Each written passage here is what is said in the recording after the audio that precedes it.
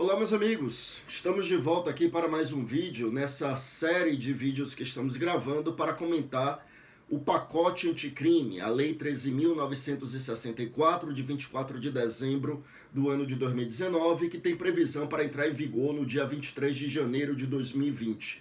Esse é o 10º vídeo, então se você não viu os demais, nós disponibilizamos todos no nosso canal do YouTube e quase todos lá no feed do Instagram. Aqueles vídeos que ficam acima de 15 minutos não cabem lá no Instagram e aí a gente disponibiliza apenas no YouTube. Mas quem está vendo pelo YouTube, aqui nós temos todos os outros 9 vídeos em que já comentamos uma série de temas, uma série de aspectos sobre a lei anticrime, e esse é o nosso 10º vídeo.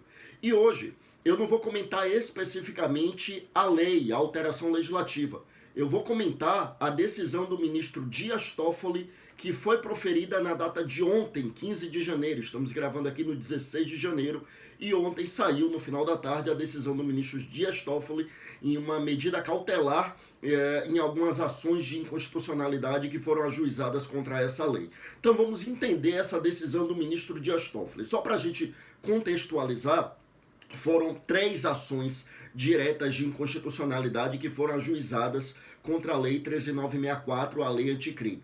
A primeira é a de número 6.298, que foi ajuizada pela AMB, Associação dos Magistrados Brasileiros, e pela AJUF, Associação dos Juízes Federais. A segunda é a de número 6299, ajuizada por 2 partidos políticos, o Podemos e o Cidadania. E a terceira, de número 6.300, também ajuizada por um partido político, o PSL. Só para a gente entender, essas ações elas caíram para a relatoria do ministro Luiz Fux. Mas nós precisamos recordar que em janeiro o tribunal está de recesso e, portanto, fica ali a cargo do ministro-presidente, que funciona no plantão e, evidentemente, era uma das hipóteses de plantão. Vamos lembrar que plantão judiciário apenas para 2 casos, quando envolve direito de liberdade ou quando existe a possibilidade de perecimento de direito. Ou seja, aquelas medidas que precisam ser adotadas durante o plantão, porque não dá tempo de aguardar o final do plantão. É o caso, porque afinal de contas, a lei 13.964 tem previsão de entrar em vigor no dia 23 de janeiro, quando o Supremo Tribunal Federal ainda estará em recesso, né? O Supremo Tribunal Federal só volta a se reunir em fevereiro. Então, realmente, era uma das hipóteses em que precisava de uma decisão do ministro-presidente. Bom, e em que se deu essa decisão? O ministro-presidente, então, ele proferiu uma decisão, né, uma medida cautelar, que ele dividiu em 4 partes, e nossa análise aqui também será dividida em 4 partes. Eu já lhe antecipo o quê? Primeira parte, em que houve a suspensão da eficácia de alguns dispositivos. Segunda parte, em que houve apenas a dilatação do prazo para implementação, que é o que aconteceu com o juiz das garantias, ou seja, é também suspensão da eficácia, mas já com prazo definido, por isso que eu estou chamando de dilatação de prazo para a implementação. A terceira parte da decisão vai tratar de uma interpretação conforme, e a quarta hipótese, estabelecendo algumas regras de transição, né? A quarta parte, estabelecendo regras de transição. Então, eu repito, a decisão cautelar do ministro Dias Toffoli aí pode ser segmentada em 4 partes e nós vamos analisar cada uma delas. Repito, então, fazendo uma síntese. Primeira parte, suspendendo a eficácia de alguns dispositivos e aí suspendendo a eficácia sem um prazo definido para que eles voltem a ter eficácia. Segunda parte, suspendendo a eficácia para um prazo definido, significando dizer, dilatando o prazo para a implementação. Terceira hipótese, dando interpretação conforme a determinados dispositivos. E quarta parte, que é estabelecendo algumas regras de transição para processos ou investigações que já estejam em andamento. Então vamos lá. Primeira parte, a decisão do ministro Dias Toffoli suspende a eficácia sem prazo definido, suspende a eficácia de 2 dispositivos. Sem prazo definido significa dizer, até que haja uma nova decisão, que pode ser monocraticamente proferida pelo ministro Luiz Fux, que é o relator das ações. Então, quando voltar o Supremo em fevereiro, pode ser que isso seja revisto monocraticamente pelo ministro Luiz Fux, ou pode ser que seja revisto apenas pelo colegiado quando houver o julgamento do mérito, tá? Então, nessa primeira parte, é a suspensão da eficácia, eu repito, até que haja uma nova decisão do Supremo Tribunal Federal, ou monocraticamente pelo ministro Luiz Fux, ou pelo colegiado no julgamento do mérito, ou até referendando a medida cautelar, tá? O colegiado pode fazer isso também. Olha só, quais foram os dois dispositivos suspensos?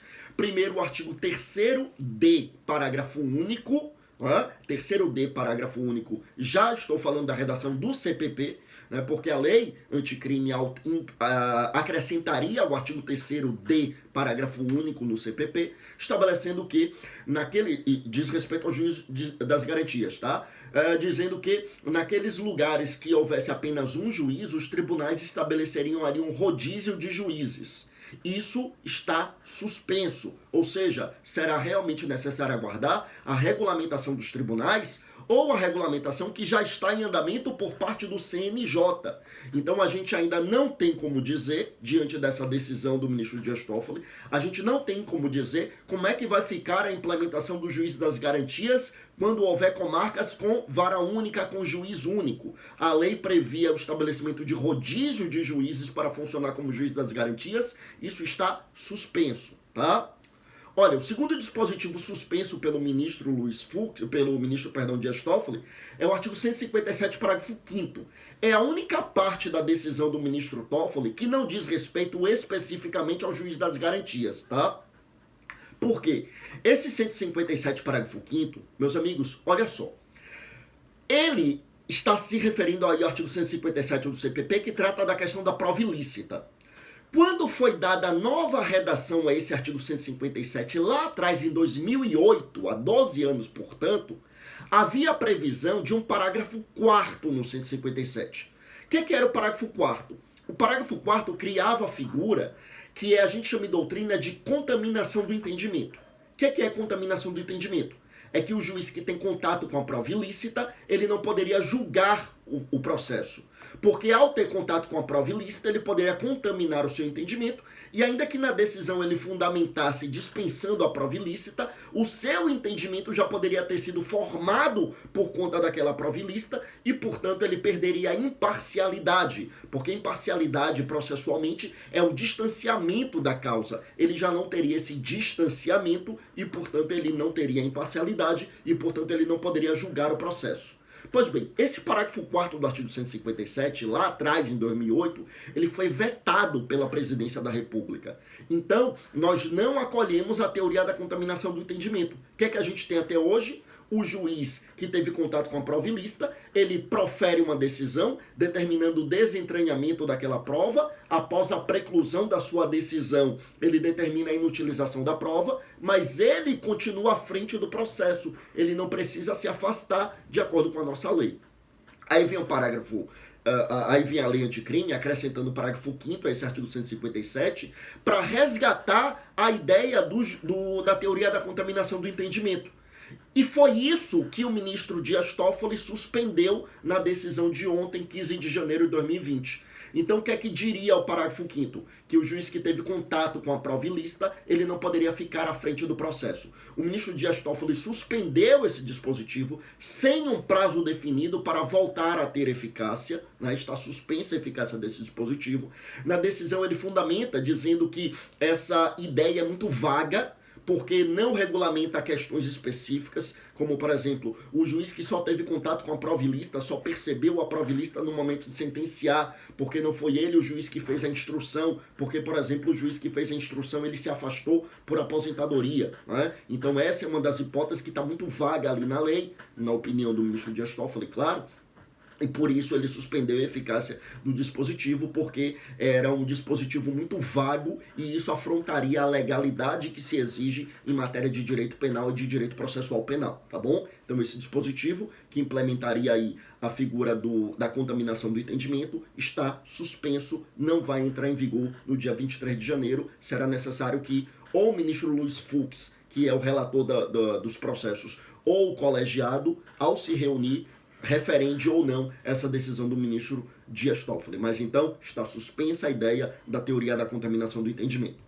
Vamos para a segunda parte da decisão do ministro Toffoli. Eu já falei então da primeira parte, em que ele suspende a eficácia de dois dispositivos. O artigo 3º-D, parágrafo único do CPP, que previa o rodízio lá para o juiz das garantias quando houvesse juiz único no local, isso está suspenso, e também a teoria da contaminação do entendimento, que seria o artigo 157, parágrafo 5º, também está suspenso, tá? A segunda parte da decisão do ministro Dias Toffoli, que foi a que ganhou maior repercussão na imprensa, é suspendendo a implementação do Instituto do Juiz das Garantias por um prazo de até 180 dias. No vídeo anterior que nós gravamos, o vídeo de número 9, eu comentei sobre o Juiz das Garantias. Ainda teremos um próximo vídeo falando especificamente do Juiz das Garantias, mas no vídeo anterior eu vou colocar a descrição dele aqui vou colocar o link dele aqui na descrição aqui desse vídeo, no YouTube, evidentemente. Não dá pra fazer no Instagram.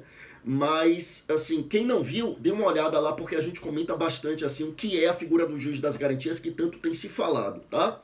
E eu dizia já naquela época que a grande crítica que se fazia à figura do Juiz das Garantias era uma crítica sob o ponto de vista prático, porque a lei anticrime, a lei 13.964, deu um prazo muito exíguo para a implementação do Juiz das Garantias, apenas 30 dias. E veja, 30 dias começando a contar lá de 24 de dezembro, que é a data da publicação da lei.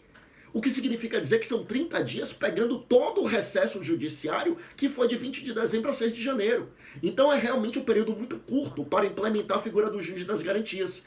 E aí nessa decisão, o ministro Dias Toffoli, ele elastece esse prazo até 180 dias. Veja bem, até 180 dias. Eu vi muitos veículos de imprensa noticiando aí que ele estendeu a implementação do Juiz das Garantias por 180 dias. Não, é até 180 dias. A decisão deixa claro que a figura do Juiz das Garantias fica com implementação suspensa até que os tribunais regulamentem a matéria e no prazo máximo de 180 dias. Ou seja, se vier uma regulamentação sobre a figura do Juiz das Garantias em um prazo menor do que 180 dias, ele fica já implementado. Agora, o prazo máximo para os tribunais regulamentarem a matéria é de 180 dias. Por isso que eu estou dizendo, a figura do Juiz das Garantias, ela fica aí com prazo de implementação ampliado no máximo até 180 dias. Claro que, eu repito, essa decisão do ministro Dias Toffoli pode ser revisto ou pelo ministro Luiz Fux, que será o relator, ou pelo colegiado do Supremo Tribunal Federal. Mas, por enquanto, o Juiz das Garantias fica suspenso por até 180 dias. Lembrando, não são 180 dias contados a partir da decisão dele. São 180 dias contados lá atrás da publicação da lei, em 24 de dezembro de 2019, tá bom?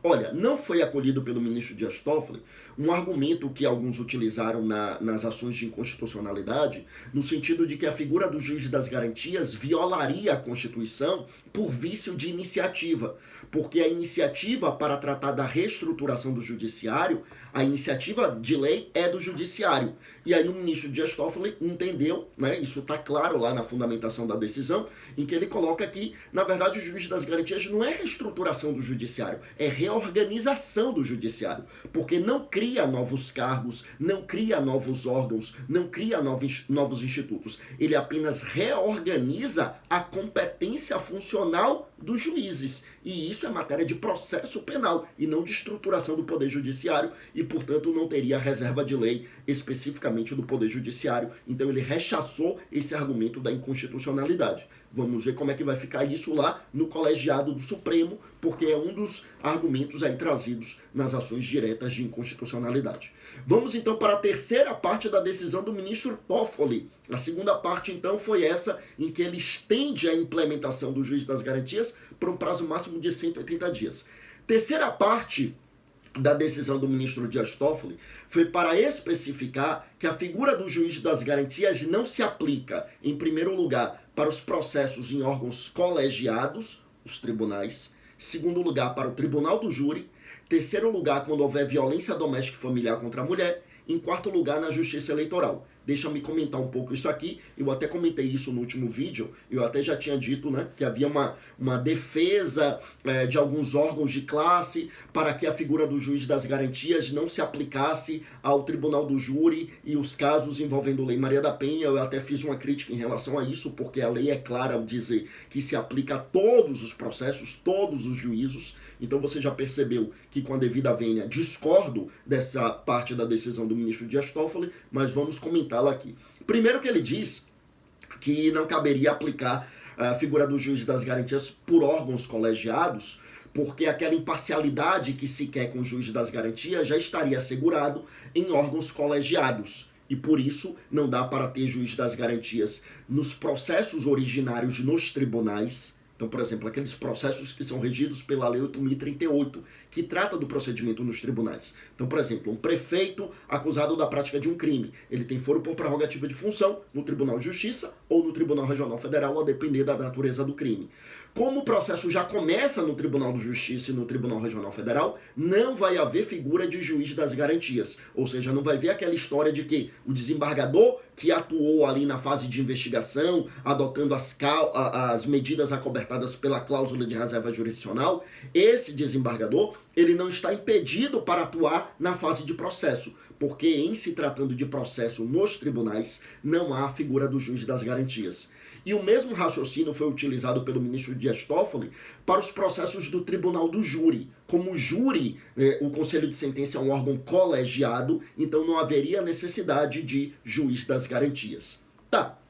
Em relação aos casos envolvendo violência doméstica familiar contra a mulher, com a devida vênia, o argumento não me convenceu. E aqui me permitam, meus amigos, fazer uma breve observação, no sentido de que estamos aqui fazendo uma crítica técnica e respeitosa, como devem ser todas as críticas, e é até importante abrir um parêntese para lembrar que a Lei Orgânica da Magistratura Nacional não permite aos juízes tecerem comentários sobre decisões de outros julgadores, ressalvada, evidentemente, a atividade acadêmica, que é o que nós estamos fazendo aqui, né? Estamos aqui na condição de professor e não na condição de magistrado, fazendo uma crítica respeitosa, técnica e acadêmica à decisão do ministro Dias Toffoli. Com a devida vênia, essa parte da decisão não nos convenceu, no sentido de que ele coloca lá na decisão que os processos envolvendo violência contra a mulher, eles têm a sua particularidade, e isso é verdade, eles têm uma dinâmica própria e que seria contraproducente fazer com que o juiz que teve contato com a fase de investigação não atuasse na fase de processo, porque desconheceria a dinâmica em que se desenvolveu ali aquela situação. Ora, com a devida vênia, a figura do juiz das garantias é exatamente para isso. É exatamente para que o juiz que vai atuar no processo não tenha tido contato com toda aquela dinâmica da investigação que se desenvolveu sem o contraditório. Então, com a devida vênia, é um argumento que não nos parece razoável, até porque, como nós dissemos no nosso último vídeo, a própria lei é categórica a dizer que o juiz das garantias se aplicaria a todos os juízos. Então, realmente não vejo razão para excluir os casos envolvendo a lei Maria da Penha, a violência doméstica e familiar contra a mulher. Claro que, com a premissa da decisão, concordo totalmente. Uma dinâmica diferente, é algo pandêmico e realmente precisa ser investigado, processado. Concordo plenamente com a implementação de novas varas especializadas em violência doméstica e familiar. Claro que claro que não faz parte do meu dia a dia na Justiça Federal, né? São crimes que ordinariamente são da Justiça Estadual, mas claro que concordo que tende a haver uma preocupação maior no sentido da investigação, do processo, das punições, mas claro, sempre respeitando o contraditório, sempre respeitando as garantias, sempre respeitando o sistema acusatório. Bom, por fim, o ministro Dias Toffoli estabeleceu que não deveria ser aplicada a figura do juiz das garantias nos processos criminais na justiça eleitoral. E o argumento foi justamente a falta de estrutura da justiça eleitoral. A justiça eleitoral tem sua dinâmica própria. A justiça eleitoral, ela não é fundamentalmente para a matéria criminal, teria uma estrutura que não comportaria a figura do juiz das garantias. Então, em resumo, conforme a decisão do ministro Dias Toffoli, não cabe juiz das garantias, primeiro, nos processos nos tribunais, segundo, nos processos nos tribunais do júri, terceiro, em casos envolvendo violência doméstica e familiar contra a mulher, quarto, processos criminais na justiça eleitoral. Com isso, a gente já vai para a quarta e última parte da decisão do ministro Toffoli, que foi para estabelecer regras de transição. Regras de transição, em primeiro lugar, para as investigações que já estavam em andamento, em segundo lugar, para os processos que já estavam em andamento.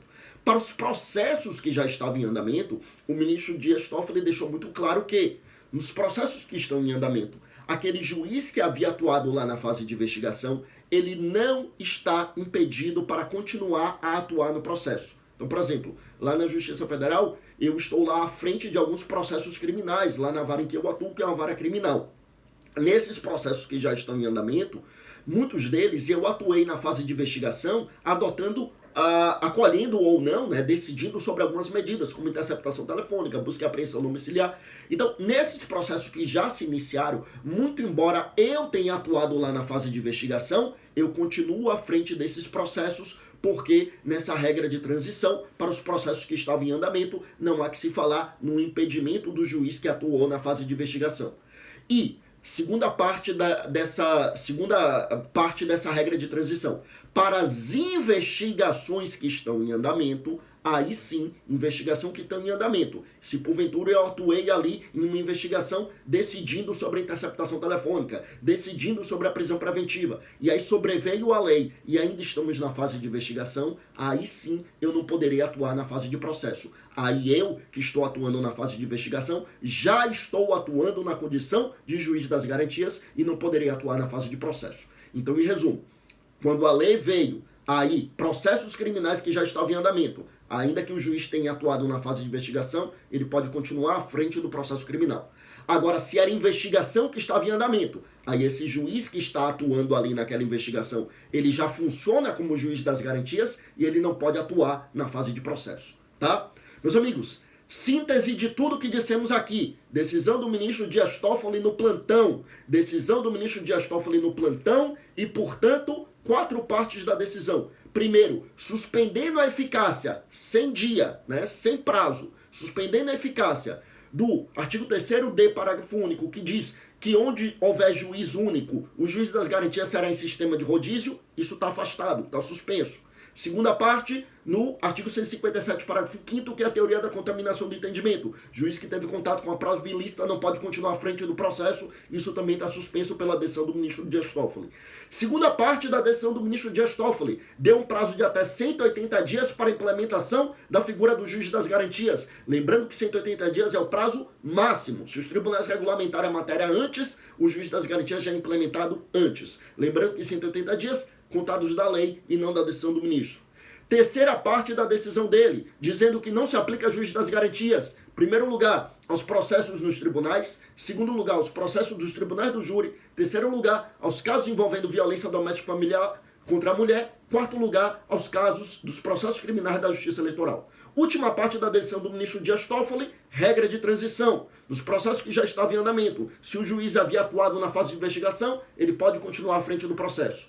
Nas investigações que estavam em andamento, o juiz que está ali atuando já figura como juiz das garantias e fica impedido para atuar na fase de processo. Tá bom? O vídeo ficou um pouco extenso, mas realmente era necessário analisar os detalhes, os pormenores da decisão. Espero que tenham gostado. Próximo vídeo a gente dá continuidade à série, falando das minúcias da figura do juiz das garantias, as alterações legislativas, para procurar demonstrar, evidentemente, aquilo que vai ser alterado. Eu estou vendo aqui que pelo prazo desse vídeo, já ficou aí bem acima dos 15 minutos, então não vai dar para postar no Instagram, postar aqui só no YouTube, tá bom? Então é isso, meus amigos. Muito obrigado. Obrigado pela presença virtual, obrigado pela paciência, porque eu sei que se você chegou até aqui, realmente o vídeo ficou um pouco extenso, mas precisávamos analisar tudo isso. Muito obrigado por tudo, fiquem com Deus, até a próxima, bons estudos.